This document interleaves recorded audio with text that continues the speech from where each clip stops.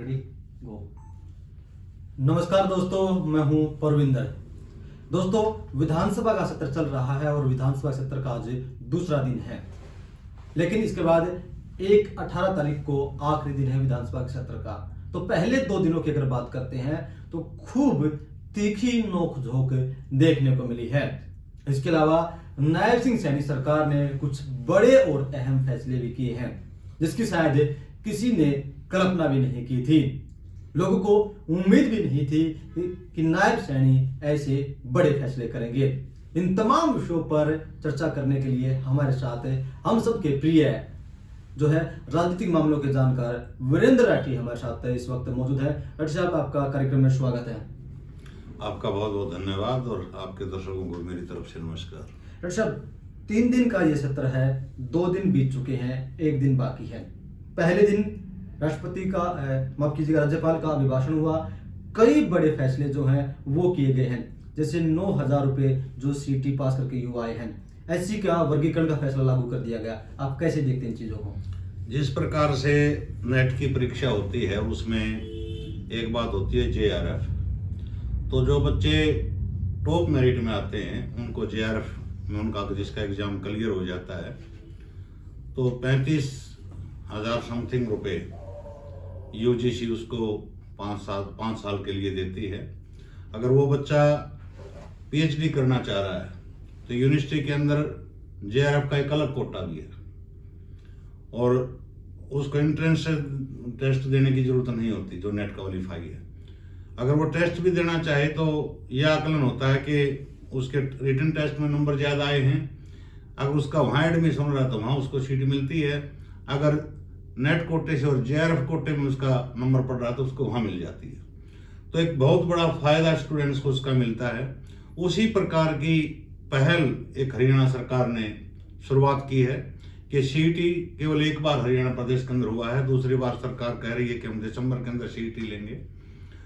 बेरोजगारों को एक आश्वासन देना कि 1 साल तक अगर हम आपको रोजगार नहीं दे पाए तो अगले 2 साल तक आपको 9,000 रुपये माहवार मिलेंगे।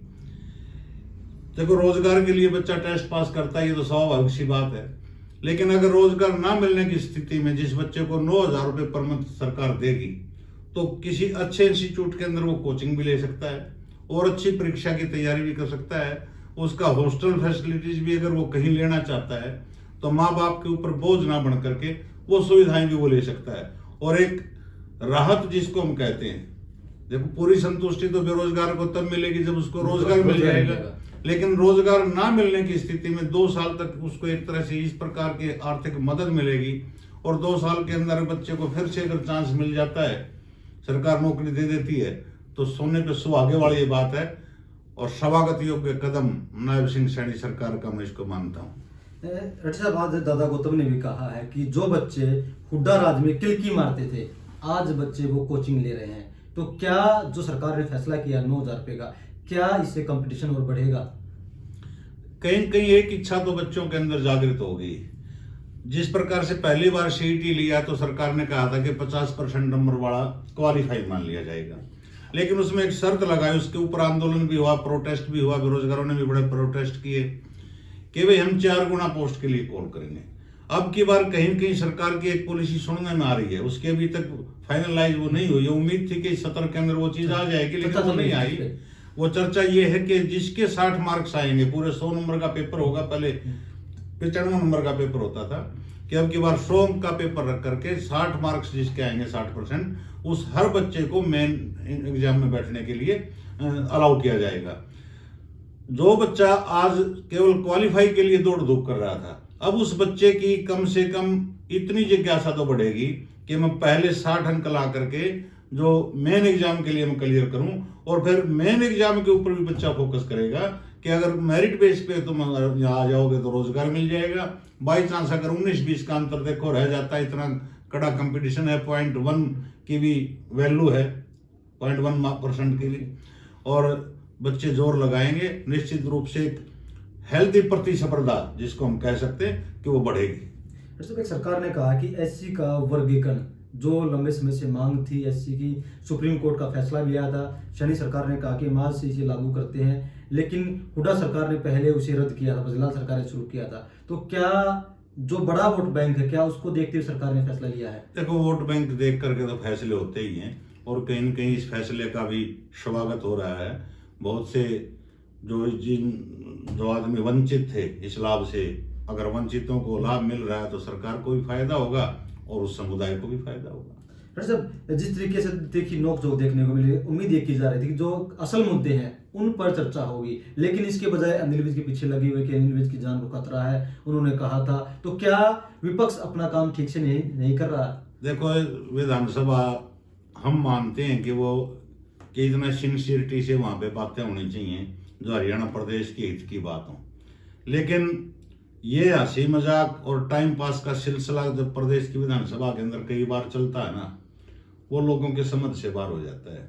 कई दिन से तो एक मुद्दा गूंजा कि भाई अनिल विज जी कह रहे हैं मेरे को खतरा था, और वो चुनाव से पहले की बात थी। अनिल विज ने खुद लिखकर सचिव को। दूसरी बात, कुछ नेता ऐसे हैं जो कभी तो विपक्ष में बैठे हुए नेता की प्रशंसा करते हैं, कभी उसकी बुराई करने लग जाते हैं, कभी नसीहत देने लग जाते हैं। आप राम कुमार गौतम जी को ही ले लीजिएगा।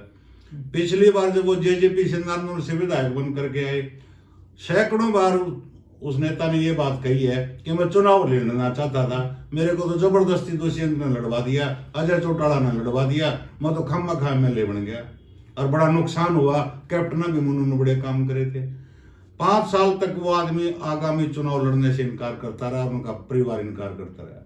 जो ही विधानसभा चुनाव की तारीख आई, झट बीजेपी ज्वाइन, हल्का बदल करके सफेदों से चुनाव लड़ा, आज फिर जीत करके आ गए। मंत्रिमंडल में जब तक जगह नहीं मिली, पूरा स्तुतिगान सरकार का, भाजपा पार्टी का, जो ही मंत्रिमंडल में जगह नहीं मिली, तुरंत जो है भूपेंद्र हुड्डा जी की प्रशंसा के गीत गाने शुरू कर दिए और भाजपा को ये दिखाने लगे कि मेरे कारण भाजपा में सत्ता में आई है भाजपा। अगर मैं हुड्डा साहब के खिलाफ ये बातें नहीं बोलता तो भाजपा की इतनी सीटें नहीं आती। आज विधानसभा में फिर हुड्डा साहब के खिलाफ, और हुड्डा साहब ने खड़े होकर के आज उनको कहा कि ये जो मेरे बारे में कहते हैं इनको कहने दो, हो सकता है 1 घंटे बाद फिर मेरे से माफी मांग ले। तो इस प्रकार के जो ये बातें चलती हैं, तो जनता कहीं न कहीं इन नेताओं के अपनी साख जनता की नजरों में मानता हूं कि वो गिरती है, बढ़ती नहीं है। जहां तक किलकी मारने की आप बात कर रहे हो कि दादा को तुमने कही, ये पहले भी कहा करते थे। ये शब्द आज जो दादरी से विधायक बने हैं सांगवान साहब, उन्होंने भी बहुत बड़ा आरोप लगाया है कि भाई कोई हवाबाजी नहीं थी, केवल कभी गुलाबी गैंग का जिक्र किया, कभी किलकी मार गैंग का जिक्र किया, कि भाई कभी भावी सीएम का जिक्र किया। अरे ये चुनाव होना था, चुनाव के अंदर वोट पाने के लिए कुछ इधर उधर की बातें कहनी पड़ती हैं, करनी पड़ती हैं, लेकिन चुनाव के बाद आप चुन करके चले गए, बीजेपी सत्ता में आ गई, कांग्रेस हार गई, और जो भी नेता जिस भी हल्के से विधानसभा के अंदर जीत करके गया ना, कम से कम सीरियसली वहां पर अपने हल्के की आवाज को बुलंद करे, जनता की आवाज को उठाए। ये चुटकुलेबाजी का दौर की जनता इनसे ज्यादा जोक जानती है, और नेताओं के ऊपर ज्यादा चुटकुले भी हैं। अपने उसको जो ना मनोरंजन का अड्डा मत बनाए प्रदेश की विधानसभा को, सीरियसली उसके ऊपर बहस हो, तो ताकि हरियाणा प्रदेश की जनता की नजरों में सभी नेताओं का, चाहे वो पक्ष का है चाहे विपक्ष का, मान सम्मान बढ़े।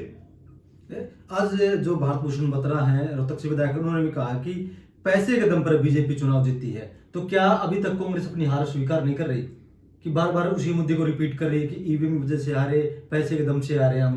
क्या अभी तक स्वीकार नहीं है कांग्रेस को? देखिए, इस चीज में बड़ी अजीब सी बात अभी जो मैंने जिक्र किया वो यही संकेत मेरा था। भाई चुनाव हो गया, वो किसी ने कहा था कि बाबा अबू आ जाओ चाहे मोरी मंगवा जाओ। चुनाव हो गया, प्रदेश की जनता ने वोट दिया, टोटल गिनती होगी, सरकार भारतीय जनता पार्टी की बन गई, 48 सीटें लेकर के आगे। क्या रह गया भाई पैसे से कोई वीडियो क्लिप दे दो, चुनाव इलेक्शन कमीशन में शिकायत कर दो, और अदालतें हैं वहां कर लो, और ये चीज तो चुनाव तक सीमित होती हैं। कौन प्रत्याशी ऐसा है जो चुनाव में पैसा नहीं लगाता? क्या जो इलेक्शन कमीशन ऑफ इंडिया ने जो निर्धारित किया खर्चा एमएलए चुनाव के लिए, एमपी चुनाव के लिए, किसी भी राष्ट्रीय पार्टी का प्रत्याशी प्रदेश का आकर के बता दो कि उस दायरे में रह करके मैंने चुनाव के ऊपर बजट खर्च किया, उससे ज्यादा नहीं किया, कोई नहीं पाएगा। लेकिन आंकड़ों के हिसाब से देखोगे ना, तो जो दायरा बनाएगा उससे कम पाएगा कि मैंने कम खर्चा किया है। लेकिन सबको पता है कि किस प्रत्याशी ने कितना खर्चा किया है। पूरे हरियाणा में नजर मार लो, आप आस पड़ोस के हल्कों में ही देख लो, कि कितना महंगा चुनाव इस बार का चुनाव हर एक पार्टी के लिए, प्रत्येक प्रत्याशी के लिए था जो ठीक ठाक पार्टी से खड़ा था। लेकिन ये कहने की बातें होती हैं, आरोप प्रत्यारोप का दौर छोड़ो, अब अपने इलाके की आवाज उठाओ, सरकार से अपना काम लो, अपने इलाके के लिए, अपने हल्के के लिए। नहीं करती है तो उनके ऊपर आप उनसे बहस करो। डॉक्टर साहब, अगर हम देखते हैं हरियाणा के इतिहास में ऐसा पहली बार हुआ कि कोई विधानसभा का सत्र बिना नेता प्रतिपक्ष के चल रहा है। इसके ऊपर देखो बहुत से चैनलों के ऊपर, सोशल मीडिया के ऊपर वीडियो डल चुके हैं, हम भी 3-4 बार चर्चा कर चुके हैं। और वो तो हुड्डा साहब ने क्लियर ही कर दिया, जो हमने पिछली वीडियो में कहा था कि किसी दूसरे स्टेट का उदाहरण कांग्रेस देगी, वो उन्होंने कर्नाटका का शायद दे भी दिया कि वो वहां 6 महीने बाद बना था। बना लेंगे, वो इनका काम है। अगर ना बनेगा तो बड़ा सा काम सरकार का तो प्रभावित हो नहीं रहा। लेकिन अगर विपक्ष का नेता चुन लिया जाए तो कहीं न कहीं संगठन प्रदेश के अंदर इतने होते हैं, चाहे वो मजदूर संगठन है, किसान संगठन है, चाहे वो कर्मचारियों के हैं, चाहे वो बेरोजगारों के हैं, तो एक ठैयास आदमी को मिल जाता है संगठनों को कि उनकी बात अगर सरकार नहीं सुनती है तो विपक्ष के नेता से जाकर के वो मुलाकात करके कह सकते हैं कि हमारी समस्या को उठाओ। जब तक नेतृत्व विहीन विपक्ष रहेगा तो दमदारी के साथ मैं मानता हूं कि प्रदेश की जनता के मुद्दे, चाहे वो किसान के हितार्थ है, चाहे मजदूर के हितार्थ है, वो उठाने में विपक्ष फेलियर रहेगा। आज प्रदेश के अंदर सबसे बड़ा मुद्दा बना हुआ है किसानों का, वो भी डीएपी खाद को लेकर। लेकिन अभी तक विपक्ष, पहले ये था कि इस पर घमासान देखने को मिलेगा, लेकिन विपक्ष अभी तक उलझा हुआ है। तो क्या नुकसान किसानों को हो रहा है? विपक्ष उनकी आवाज को नहीं उठा रहा। सरकार तो कह रही है कि हमारे पास पर्याप्त मात्रा में खाद है। देखिए, सरकार तो ये दावे करती है, लेकिन खाद की समस्या तो है और बीज की भी समस्या है। पहले भी हम एक वीडियो के अंदर ये चर्चा कर चुके हैं कि सरकार को इस तरफ ध्यान देना चाहिए। ये काम हमसे ज़्यादा और जनता से ज़्यादा विपक्ष ने उठाना चाहिए, लेकिन बहुत ही कम आवाज़ जो बुलंदी से उठनी चाहिए थी, उस प्रकार की आवाज़ इस मुद्दे के ऊपर विधानसभा के अंदर नहीं उठी। ये विपक्ष की कमजोरी है, जनता की कमजोरी नहीं है। तो क्या हम ये जानना चाह रहे हैं कि जब अगर नेता प्रतिपक्ष होता तो किसान की आवाज को बुलंदी के साथ उठाते, जो लोग हैं उनकी आवाज को बुलंदी के साथ उठाते। अब भूपेंद्र सिंह हुड्डा, अशोक अरोड़ा और गीता भुक्कल, ये 3 किरदार ऐसे निकलकर सामने आ रहे हैं जो लगातार सरकार पर हमलावर हैं विधानसभा के अंदर। तो क्या इन्हीं में से कोई एक नेता प्रतिपक्ष बनने जा रहा है? देखो, तीनों सीनियर लीडर हैं। चौधरी भूपेंद्र सिंह हुड्डा जी का कद तो प्रदेश की राजनीति में बहुत ऊंचा है, इसमें कोई दो राय नहीं। 2 बार के चीफ मिनिस्टर हैं, पूर्व में प्रदेश अध्यक्ष रहे हैं, विधानसभा में भी विपक्ष के नेता भी रहे हैं। अशोक अरोड़ा जी के पास भी बड़े ओहदे रहे हैं। मैडम गीता भुक्कल जी जिस प्रकार से 5वीं बार विधायक बन करके आई हैं और कांग्रेस पार्टी के हाईकमान की नज़रों में भी उनकी ठीक ठाक इमेज है। जिस प्रकार से मैनिफेस्टो कमेटी की वो अध्यक्ष थी, उन्होंने घोषणा पत्र प्रदेश का तैयार किया था, एक छवि उनकी भी है। तो स्वाभाविक सी बात है, ये 3 आदमी हैं, इनमें से किसी का भी हाईकमान फैसला कर सकता है और वो सबको मान्य होगा। सब जिस तरीके से एक मुद्दा बार बार उठ रहा है, अखबारों में, सोशल मीडिया पर छाया हुआ है कि अनिल विज को लेकर, उस पर भी हुड्डा हो, रघुवीर कादियान हो, गीता भुक्कल, तमाम नेता जो है खुलकर बोल रहे हैं। और आज अनिल विज ने भी कह दिया है कि भाई मेरी जान को जो जोखिम था, मैंने लिखित में इसकी शिकायत जो सचिव को दी थी, उसकी जांच होगी, वे करेंगे। तो बार बार विपक्ष इस पर हल्ला शोर शराबा क्यों कर रहा है? क्या ये प्लांटेड है? देखो, विपक्ष तो एक चीज के लिए तो इस बात को उठाएगी कि सरकार के अंदर बैठा हुआ मंत्री इस प्रकार के बयान दे रहा है और वो मंत्री बनने के बाद इस प्रकार के बयान नहीं आए हैं। थोड़ा सा ये देखना चाहिए, वो पहले के बयान है कि भाई ये है वो है, इस प्रकार की बातें थी, अधिकारी मेरे साथ ये चाह रहे थे। तो कहीं न कहीं उनका मन मुटाव था। इलेक्शन दौरान की घटनाओं का उन्होंने जिक्र किया है, ना कि बाद में ये कहा है कि काउंटिंग होने के बाद और चुनाव के बाद के मेरे साथ कोई हादसा हुआ या कहीं मेरा विरोध था। वो पहले की घटनाएं बता रहे हैं। और चुनाव के दौरान जो आचार संहिता लग जाती है तो उस समय उसके मन में जो शंका थी वो बता दी। आज तो सरकार भी उनकी है, सरदार भी उनका है, भाई नायक भी वो हैं, महानायक भी वो हैं और खुद गब्बर की छवि रखते हैं, दमदार मंत्री माने जाते हैं। तो इस चीज का फैसला तो मेरे हिसाब में वो पार्टी के अपने शीर्ष नेतृत्व से बात करके जो इंक्वायरी जिस अफसर की करवानी हो शायद अपने आप ही करवा लेंगे। तो ये मतलब इसका कि विपक्ष बेवजह इसको तूल दे रहा है। देखो, विपक्ष का तो प्रयास होता है कि इस प्रकार के मुद्दे उठाए जाएं कि आपकी सरकार में बैठा मंत्री सुरक्षित नहीं है। इस प्रकार के तो भाई मुद्दे उठाने का विपक्ष प्रयास तो करता है, लेकिन कारगर नहीं हो पा रहा वो मुद्दा। तो चलिए दोस्तों, कहीं ना कहीं बात साफ है, नायब सैनी सरकार ने आज एक चीज की मैं बताना चाहूंगा, हमारी याद रह गई थी। आज दिल्ली सरकार ने, जो आम आदमी की पार्टी की सरकार दिल्ली के अंदर है, उसने भी हरियाणा प्रदेश के झज्जर जिले को आज बड़ा तोहफा दिया। 6 बसें दिल्ली से चलेंगी नजफगढ़ मेट्रो स्टेशन से, जो झज्जर के बस स्टैंड तक आएंगी। हर बस दिन में 2-2 चक्कर लगाएगी। तो पहले समस्या ये थी, वो आती थी ढासा बॉर्डर तक, और अब उन बसों का जो कर दिया है रूट, वो झज्जर बस स्टैंड से चलेंगी।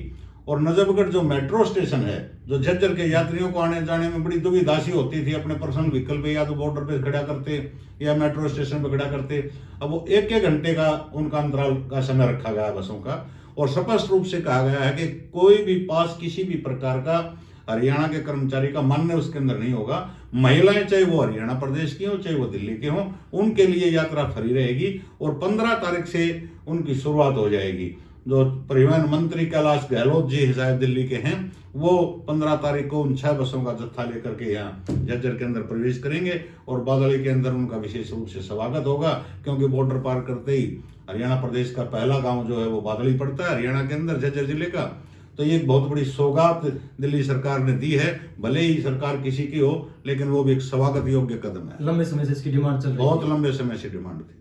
तो चलिए दोस्तों, कहीं ना कहीं उम्मीद ये की जा रही है कि हरियाणा के विधानसभा के अंदर जो जनता के मुद्दे हैं उन पर बहस हो और वे मुद्दे जो है विपक्ष उठाएगा। हालांकि सरकार ने कई बड़े फैसले किए हैं, जिस तरीके से एससी का वर्गीकरण हो, या फिर दूसरी तरफ जो सीटी पास युवा है उनके लिए 9,000 रुपये प्रति माह की घोषणा की गई है। तो ऐसे में युवाओं में खुशी की लहर जरूर देखने को मिल रही है।